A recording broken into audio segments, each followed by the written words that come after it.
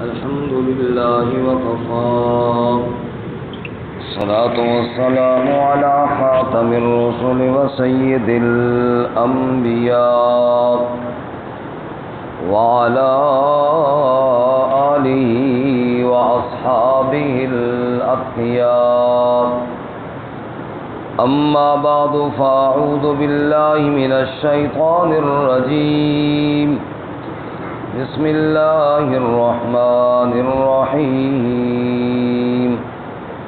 فقاتل في سبيل الله لا تكلف إلا نفسك وحرز المؤمنين عسى الله أن يكف بأس الذين كفروا والله أشد بأسا وأشد تنكيلا من يشفع شفاعة حسنة يكن له نصيب منها ومن يشفع شفاعة سيئة يكن له كفل منها وكان الله على كل شيء مقيتا فقاتل في سبيل الله بس قتال کیجیے اللہ کی راہ میں لا تکلف الا نفسک آپ مکلف نہیں بنائے گئے مگر اپنی جان کے وحرز المؤمنین اور ایمان والوں کو برانگیختہ کیجیے عسى اللہ ان یکف بأس الذین کفروا امید ہے کہ اللہ روک لے لڑائی کافروں کی واللہ اشد بأسا واشد تنکیلا اور اللہ تعالی لڑائی میں بہت سخت ہے اور بہت سخت ہے سزا دینے میں من یشفع شفاعۃ حسنہ جو کوئی سفارش کرے اچھی سفارش یکن لہ نصیب منہا ہوگا اس کے لیے حصہ اس میں سے وَمَن يَشْفَعْ شَفَاعَةً سَيِّئَةً اور جو کوئی سفارش کرے بری يَكُن لَّهُ كِفْلٌ مِّنْهَا ہوگا اس کے لیے بوجھ اس میں سے وَكَانَ اللَّهُ عَلَى كُلِّ شَيْءٍ مُقِيتًا اور اللہ تعالی ہر چیز پر قدرت رکھنے والا ہے سبحان ربک رب العزة عما يصفون وسلام على المرسلين والحمد لله رب العالمين اللهم صل على محمد وعلى آل محمد كما صليت على إبراهيم وعلى آل إبراهيم إنك حميد مجيد اللهم بارك على محمد وعلى آل محمد كما باركت على إبراهيم وعلى آل إبراهيم إنك حميد مجيد معزز سامعین سورۃ النساء کا 11واں رکوع آیت نمبر 84 اور 85 آپ کے سامنے تلاوت کی ہیں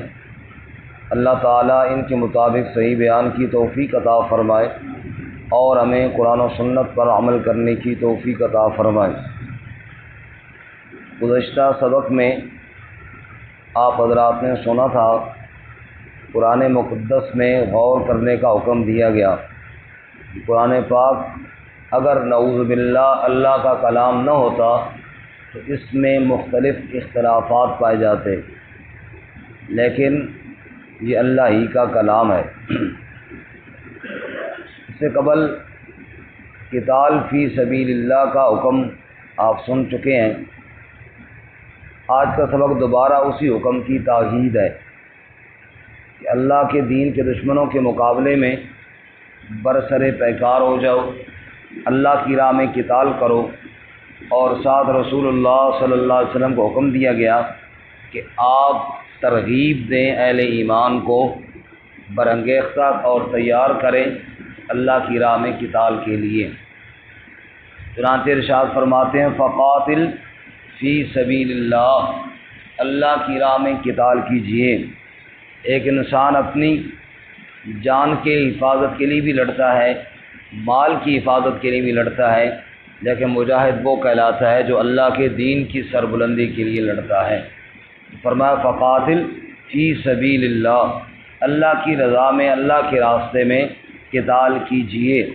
لا تکلف الا نفسک، نہ مکلف بنایا جائے گا سوائے آپ کی ذات کے۔ مثلا ارشاد فرمایا کہ نبی صلی اللہ علیہ وسلم کو تو اللہ کی طرف سے حکم ہے ہی، اب اگر کوئی نہ مانے، کوئی نہ عمل کرے تو نہ کرے، آپ نے تو بہر صورت کرنا ہی کرنا ہے، کیونکہ آپ اللہ کے رسول ہیں اور آپ کی ذات کو تو مکلف بنایا ہی گیا ہے، اللہ نے آپ کی ذات کو تو حکم دیا ہی ہے، یعنی آپ لوگوں کو بتائیں اور پھر آپ سے پوچھ آپ کی اپنی ذات کے بارے میں ہوگی، آپ نے اس پر عمل کرنا ہے۔ وحرز المؤمنین، اور ایمان والوں کو تیار کریں، حرز ترغیب دیں، برانگیختہ کریں، انہیں تیار کریں۔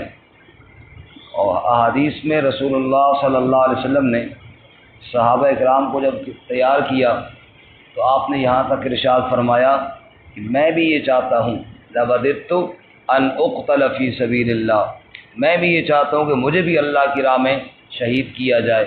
اور ثم احیا ثم اقتل، ثم احیا ثم اقتل، ثم احیا ثم اقتل، میں پھر زندہ کیا جاؤں، میں پھر مارا جاؤں، میں پھر زندہ کیا جاؤں، میں پھر مارا جاؤں، میں پھر زندہ کیا جاؤں، میں پھر مارا جاؤں، یعنی بار بار اللہ کی راہ میں جان قربان کرنے کا جذبہ اور شوق تو مجھ رسول اللہ صلی اللہ علیہ وسلم کے اندر بھی موجود ہے۔ اور آپ نے یہ بھی ارشاد فرمایا کہ شہداء، ان کی ارواح جب جنت میں جاتی ہیں نا، اللہ تعالیٰ ان سے پوچھتے ہیں کوئی اور حاجت ہو تو بتاؤ، حل لکم من حاجت، وہ کہتے ہیں یا اللہ کوئی حاجت نہیں، ہر چیز تو جہاں مل جاتی ہے،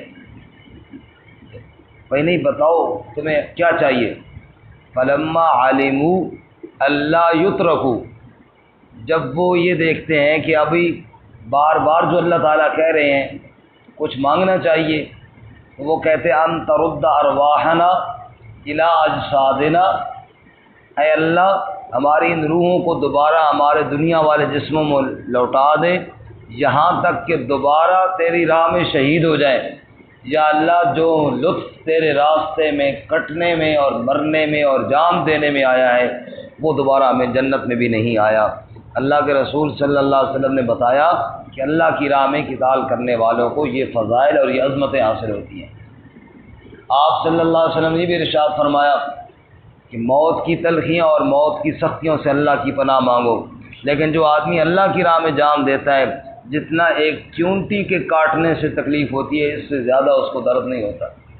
اس کے لیے موت اللہ اتنی آسان فرما دیتے ہیں، اور اس کے لیے موت کی ساری تکلیفیں اور سکرات اللہ تعالیٰ دور فرما دیتے ہیں۔ بارکہ اللہ کے نبی صلی اللہ علیہ وسلم نے اللہ کے حکم پر عمل کرتے ہوئے یہ ترغیب دی ہے اہل ایمان کو، یہ بھی ارشاد فرمایا کہ اللہ کے راستے میں شہید ہونے والے کے خون کا قطرہ ابھی زمین پر نہیں جاتا کہ اللہ تعالیٰ اس کے گناہوں کو پہلے معاف فرما دیتے ہیں، الا الدین، قرضے کے علاوہ۔ برکت فقاتل فی سبیل اللہ لا تکلف الا نفسک وحرز المؤمنین، اللہ کی راہ میں قتال کیجئے، آپ کی ذات کو مکلف بنایا گیا ہے، آپ کی ذات پہ یہ ذمہ داری ڈالی گئی ہے، اور ایمان والوں کو بھی آپ ترغیب دیں، ان کو بھی آپ تیار کریں۔ باقی رہی کہ لڑائی کب ہوگی، کب نہیں ہوگی، کب فتح ہوگی، یہ اللہ کے اختیار میں ہے۔ یہ کس کے اختیار میں ہے؟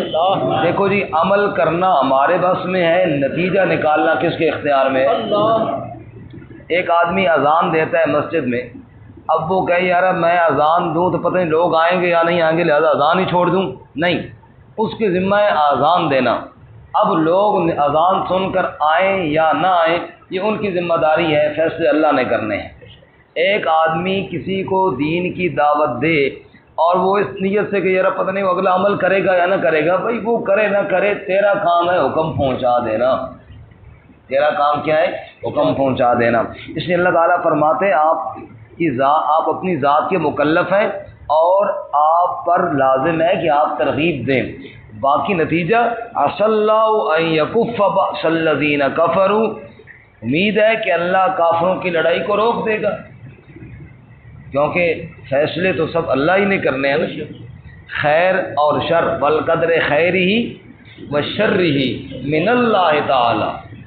جیسا کہ ہم نے اس سے قبل ہی پڑھا، اسی صفحے کے آپ اوپر دیکھیں، فرمایا کل من عند اللہ، دوسری لائن جہاں پہ شروع ہو رہی ہے، کل من عند اللہ، سب اللہ کی طرف سے، سب اللہ کی طرف سے۔ اس کائنات میں اگر کوئی پیدا ہو رہا ہے تو بھی اللہ کے حکم سے، کوئی مر رہا ہے تو بھی اللہ کے حکم سے، بارش برس رہی ہے تو بھی اللہ کے حکم سے، نہیں برس رہی تو بھی اللہ تعالیٰ کے حکم سے، ٹھنڈی ہوا چلتی ہے تو بھی اللہ کے حکم سے، گرم ہوا چلتی ہے تو بھی اللہ کے حکم سے، سب اللہ کی طرف سے ہے۔ اس لیے یہاں پہ ارشاد فرماتے ہیں عسى اللَّهُ أَن يَكُفَّ بَأْسَ الَّذِينَ كَفَرُوا، امید ہے کہ اللہ کافروں کی لڑائی کو روک دے گا، وَاللَّهُ أَشَدُّ بَأْسًا وَأَشَدُّ تَنْكِيلًا، لڑائی میں سخت بھی اللہ کی ذات ہے